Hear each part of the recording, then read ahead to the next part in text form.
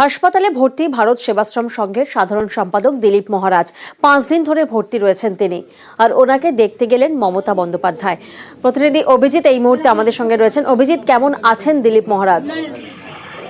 প্রিয়াঙ্কা, দিলীপ মহারাজ গত 5 দিন ধরে চিকিৎসাধীন রয়েছেন ঠাকুরিয়ার বেসরকারি হাসপাতালে এবং তার শারীরিক অবস্থা খুব ভালো নয়। বার্ধক্যজনিত নানান সমস্যা রয়েছে তার। তবে চিকিৎসকরা তাকে পর্যবেক্ষণ করছেন। মুখ্যমন্ত্রী মমতা বন্দ্যোপাধ্যায় তার ব্যস্ত সময়ের মধ্যেই আজকে টানা তার পুজো উদ্বোধন ছিল এবং সেই পুজো উদ্বোধন করার পর তিনি নবনীরে যান, বৃদ্ধাশ্রম নবনীর সেখানে যান এবং সেখান থেকেই তিনি সরাসরি চলে যান ঠাকুরিয়ার এই বেসরকারি হাসপাতালে এবং সেখানকার চিকিৎসকদের সঙ্গে তিনি কথা বলেন।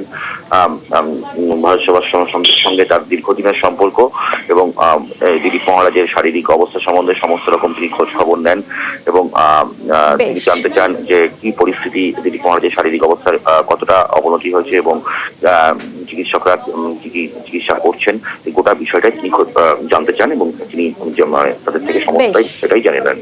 প্রিয়াঙ্কা।